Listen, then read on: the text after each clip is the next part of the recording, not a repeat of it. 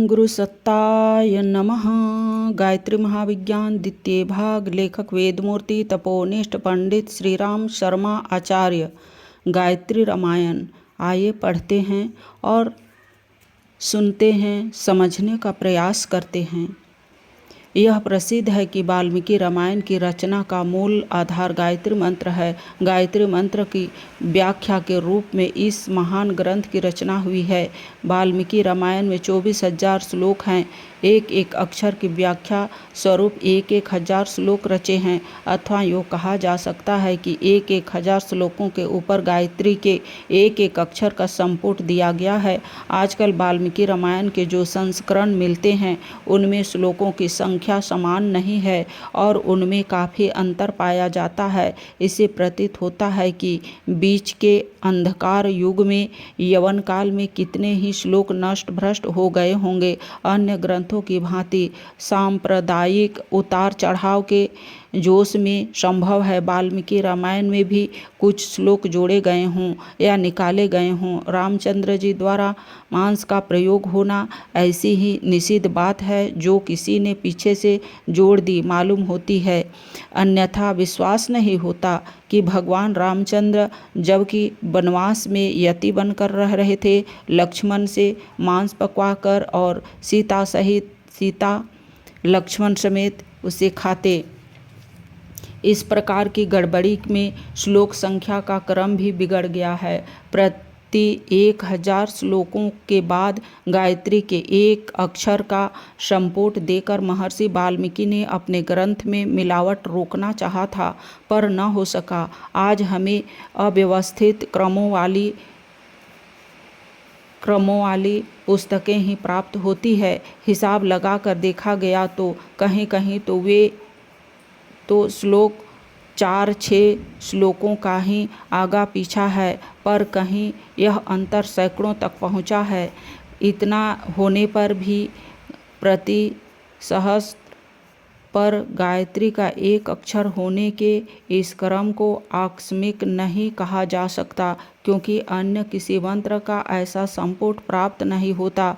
अनजान में ऐसा संपुट नहीं लग सकता। महर्षि वाल्मीकि ने इसे बहुत समझकर लगाया है। इस गायत्री संपुट के न जाने कितने रहस्य और कारण होंगे। उन सबका जानना तो आज कठिन है, परंतु उन संपुट वाले श्लोकों पर दृष्टिपात किया जाए तो बड़े महत्वपूर्ण प्रतीत होते हैं। वैसे उनमें अधिकांश श्लोक घटनात्मक है। किसी घटना या वार्तालाप का ही परिचय मिलता दिखता है, तो भी गंभीर दृष्टि डाली जाए तो प्रतीत होता है कि उसमें संकेत रूप से एक बड़ी महत्वपूर्ण शिक्षा भरी हुई है। जिस शिक्षा पर ठीक प्रकार से अमल किया जाए तो मनुष्य का जीवन असाधारण विशेषताओं से परिपूर्ण हो सकता है।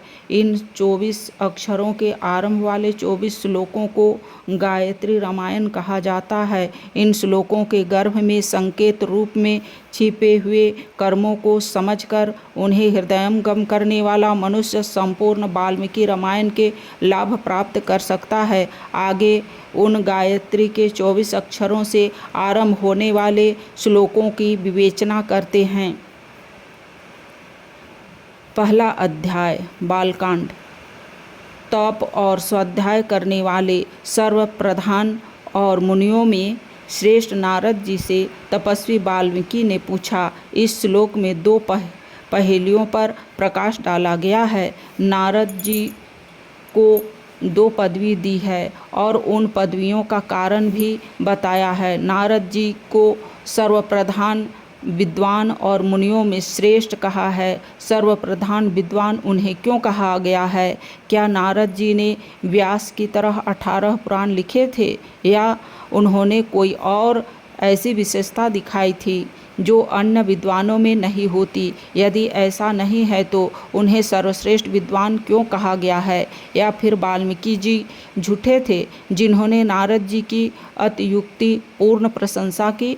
इसी श्लोक में वह कारण भी स्पष्ट कर दिया है जिसके कारण उन्हें सर्वश्रेष्ठ विद्वान बताया गया है।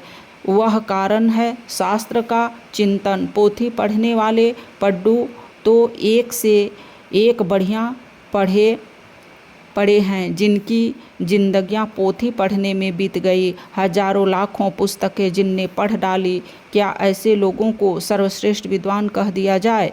नहीं, ऐसा नहीं हो सकता। पोथी पढ़ने का व्यसन किसी की जानकारी को तो बढ़ा सकता है, पर उससे कोई आत्मिक लाभ नहीं हो सकता। व्यक्ति भले ही शास्त्र को थोड़ा पढ़ता हो, पर उसका चिंतन करता रहे, शास्त्र के अर्थ पर, आदेश पर, मर्म पर, महत्व पर गंभीरता से मनन करना, अपनी आत्मा का अध्ययन करना, आत्ममंथन से जो नवनीत निकलता हो उसे पचाकर आत्मसात कर लेना, यही स्वाध्याय का तथ्य है। जो इस प्रकार शास्त्र सेवन करता है वही विद्वानों में सर्वश्रेष्ठ है। इसलिए नारद जी को विद्वानों में सर्वश्रेष्ठ कहा। दूसरी पदवी उन्हें मुनियों में श्रेष्ठ की दी गई। ऐसा क्यों हुआ? इसका उत्तर भी साथ ही मौजूद है। वह है तप मनन करने वालों को मुनि कहते हैं। ऐसे अनेक हैं जो सत्तत्व का मनन करते हैं, पर इतने मात्र से काम नहीं चलता। जिसमें आदर्श के लिए घोर प्रयत्न करने की लगन है और उस प्रयत्न के लिए बड़े से बड़ा कष्ट सहने का साहस है, वही तपस्वी मुनियों में श्रेष्ठ है। नारद जी बड़ी घड़ी भर चैन किए बिना अपने उद्देश्य की पूर्ति के लिए यहाँ वहाँ भ्रमण करते फिरते थे। लोक सेवा के लिए उन्होंने सारा जीवन ही उत्सर्ग कर रखा था। इस श्लोक में नारद जी को माध्यम बनाकर तप और स्वाध्याय की सर्वश्रेष्ठता वर्णन की है। गायत्री रामायण का पहला श्लोक में तपस्वी और स्वाध्यायशील होने का सदुपदेश देता है। दूसरा अध्याय बालकांड 20-24 अर्थ यज्ञ नष्ट करने वाले समस्त राक्षसों को रामचंद्र जी ने मारा। ऋषियों ने उनकी पूजा की। जिस प्रकार पहले असुर विजय करने पर इंद्र की गई थी। इस दूसरे श्लोक में 3 तथ्य हैं। पहला, यज्ञ नष्ट करने वालों को राक्षस मानना। दूसरा, राक्षसों को मारना। तीसरा, राक्षसों को मारने के लिए विवेकशीलों द्वारा प्रोत्साहित किया जाना। भले कामों में जो लोग बाधा अटकाते हैं, जनता की सुख शांति में विघ्न उपस्थित करते हैं, पुण्य की प्रथा को रोक पाप की प्रणाली चलाते हैं, ऐसे लोक कंटक मनुष्य राक्षस हैं, जनता के शत्रु हैं। ऐसे लोगों के प्रति घृणा के भाव जागृत रखना आवश्यक है, अन्यथा वे हमारी उपेक्षा, लापरवाही तथा आँख चुराने की मनोवृत्ति देखकर निर्भय हो जाएंगे और दूने उत्साह से अपना काम करेंगे। इसलिए समाज विरोधी, देशद्रोही, लोककंटक लोगों पर हमारी तीव्र दृष्टि रहनी आवश्यक है। उनकी करतूतों से सावधान रहें, दूसरों को सावधान रखें और उनके विपक्ष में घृणा का वातावरण तैयार करते रहें, जिससे वे राक्षसी वृत्तियों से निर्भय होकर बढ़ने से ठिठके। ऐसे लोगों के लिए दूसरा उपाय है उनका दमन। जहाँ व्यक्तिगत रूप से निपट लेने की अनिवार्य आवश्यकता है, वहाँ तो दूसरी बात है, पर अन्य असाधारण अवसरों पर राज्य द्वारा ऐसे लोगों को दंड दिलवाना चाहिए। विदेशी शासन चले जाने पर अब सरकार भी जनता का प्रतिनिधित्व करती है, इसलिए दंड देने का कार्य जनता की सामूहिक दंड शक्ति सरकार द्वारा उन्हें कुचलवाना चाहिए। ऋषियों ने राक्षसों को स्वयं नहीं मारा था। विश्वामित्र जी राम और लक्ष्मण राजपुत्रों को लाए थे और उन्हें धनुष विद्या सिखाकर राक्षसों को मरवाया था। चाहते तो विश्वामित्र भी राक्षसों को मार सकते थे, पर प्रजा द्वारा प्रजा को दंड दिया जाना उचित न समझकर उन्होंने इसके लिए राज्य श्रेय को ही प्राप्त किया। हमें भी दुष्टों के दमन के लिए अपनी राज्य शक्ति का ही प्रयोग करना चाहिए। तीसरी बात यह है, ऋषियों द्वारा राज शक्ति की पूजा दुष्टों से लड़ने वाली शक्तियों के साथ हमारी पूरी सहानुभूति होनी चाहिए।